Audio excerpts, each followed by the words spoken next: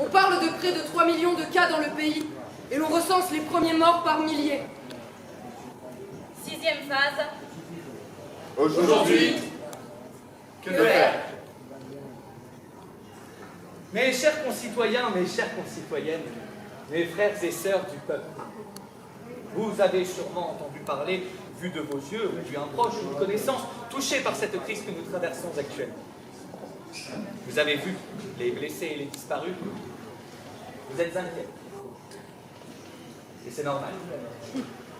Mais laissez-moi vous le dire d'abord. Tout est sous contrôle. Tout va bien se passer. Il n'y a pas lieu de s'inquiéter. Notre plus grande inquiétude, c'est le mal. Et le mal ne se trouve pas dans les épidémies, non, non. Le mal se situe ailleurs. Le mal se situe dans la désunion. S'il ne nous est pas permis de savoir en toute cause, il est de notre devoir de chercher. Et c'est lors de cette recherche que le mal opère et que la division nous guette. Cette crise est sanitaire, certes, mais elle est aussi et surtout démocratique. Car elle en appelle à notre capacité d'union. Dans cette attente et à cette fin, il nous faut nous rassembler en tant que peuple, en tant que continent entier d'êtres humains réunis. C'est à l'individualité de chacun que je m'adresse aujourd'hui. En attendant de trouver la réponse aux crises dans lesquelles nous surnageons, je vous demande la chose suivante. N'entrez pas dans la danse. N'entrez pas dans la danse et n'ayez pas peur. Il nous faut voir les choses autrement.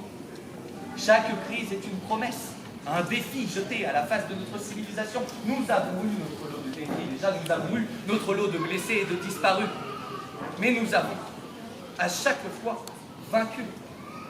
Chaque crise est une promesse, car derrière chaque crise, il y a l'aveu d'un monde meilleur, d'un lendemain plus brillant.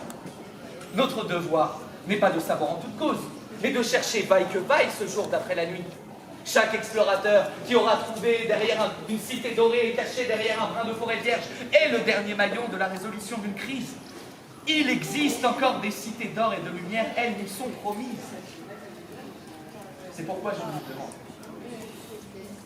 n'entrez pas dans cette crise.